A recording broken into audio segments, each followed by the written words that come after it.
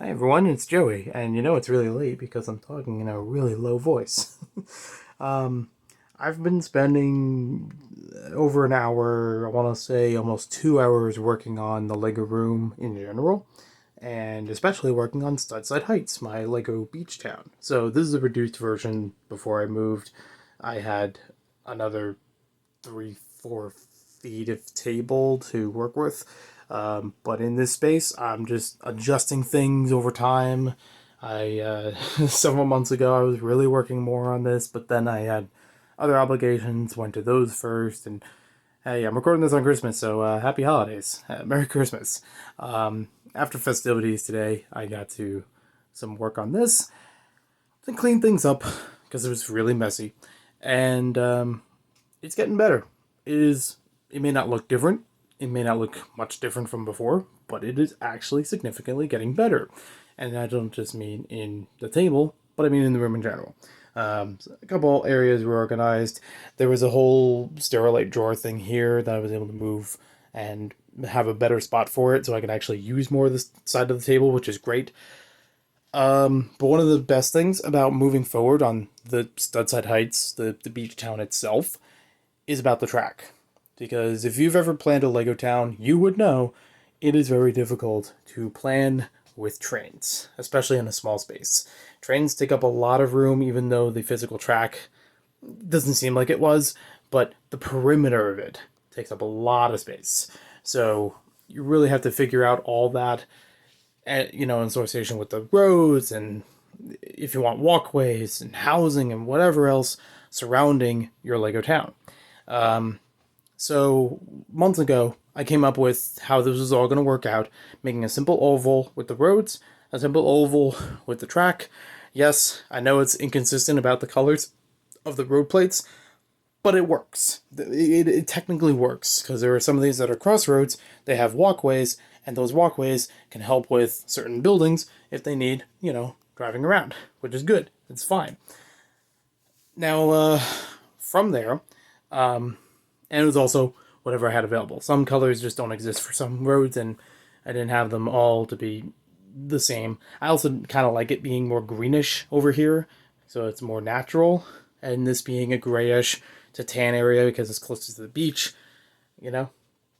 Anyways, and yeah, there's a beach over there, and there's a little bit of ocean. In my previous setup, I had a lot of ocean that I didn't ever use. So I actually realized, as a beach town, it doesn't need the ocean as much. So there's still room for it. There's still things that will be there that can be put up there. Not what's there right now, but it doesn't need giant base plates worth like it did before, which is great. I'm not going to need that many things happening at sea as opposed to on the beach, which is fine.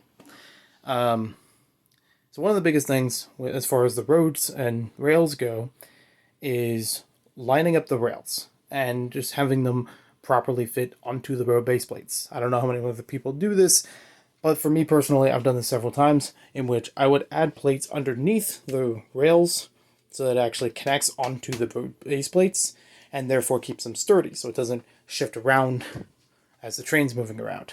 And it also helps keep the base plates secure with each other because there are some areas that I will be able to move buildings back and forth or adjust things here and there much easier than just having certain base plates. But I also want them to be stable when everything else needs to move. So that's good. That some of these are actually tied down in some good ways. Like there's a whole section of sidewalk in gray that goes around the buildings. So yeah, and I'm used to having small space for buildings and footprint, and I'm also used to having buildings taken in and out over time. Like, oh, it's new management. Oh, it's another construction project or whatever. This one being the stable because it's the it's the most important things: the police, fire, and ambulance. Emergency stuff. The police and fire on the other side is actually morphed into one building. They used to actually be two separate buildings with the same footprint and just having a little bit more space around them. But this works way better. it fully utilizes the base plate that it's on as opposed to the other ones where it's just kind of like dead space. And it also Empties out into the road very nicely on either side of it. That's why the crossroads are there. But also, I get to restructure some of how these rooms look. And some of that I'm still doing for the police and fire stuff. But I've also been working on that with adding different styles of things, like these windows. I like this window style.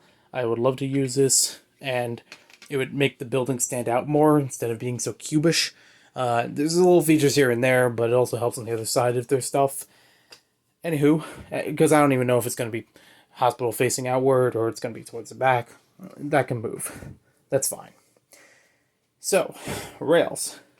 Originally, I know a lot of people, when they do rail work for the Lego towns, they will add ballasting, which is a series of details on the top and bottom of the rails, basically, in layman's terms, adding things along the railroad ties up here, changing colors of things. They usually have some gravel or something underneath the rails. I'm not doing that. It's a lot of pieces, and I never really wanted to go full force with that. So what I did for a while in my old Studside Heights setup, I would just lay off the railroad ties. So I just have black plates because I had an abundance of them and many pick-a-brick cups full of, plates like that were easy to use and add in everywhere. Just covering up all of these. So it just made them black railroad ties. I looked at this today after a while of absence from this whole area, from almost the whole Lego room, and I was like, no, I'm not feeling that anymore. I like that it just goes back to this, just plain, goes with the gray kind of thing, and I could always use this black base, the black plates somewhere else. So I peeled them up across the whole thing, which is a lot to take care of. And there were some of them that I still kept on there just to keep underneath. So it actually ties them onto the base plates, like I said earlier. I've also run some tests with the trains, and it's even getting better that way too. Now that passenger train in the back is actually 2 copies of the set that are just elongated so that it's a big snaking double-ended train. Because normally it would just give you boop, boop, and boop. 2 passenger-like cars and 1 engine. And a really long nose in the end of that engine that I had to do several measurements around it, especially for this area. It's going to become a train tunnel. For those who don't know, I will catch up on that in just a little bit. But the basic thing here is I want to have this on a 9-volt train track, so it has the most versatility. If I wanted to use 9 volts, if I wanted to use power functions, if I wanted to use powered up, which is the one that came with this passenger train in the set. And I have 2 other trains that I could use. They're a little bit smaller. So this is the biggest one, not in length, but also in height, and the nose stretching out the furthest from the track. So I had to test this one the most. And if I know that this works, everything else will work, because they're smaller. And guess what? It does. I also made sure that the speed regulator was in a good spot so I could actually reach it, because otherwise, wouldn't really have a good place to put it. Basically, would put it on the floor. It wouldn't work that well.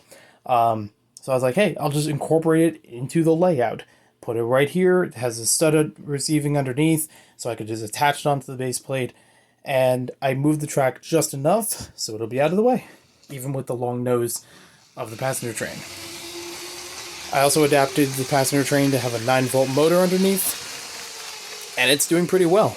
Like, I'm surprised, even without the highest setting of speed, this can carry 4 cars easily.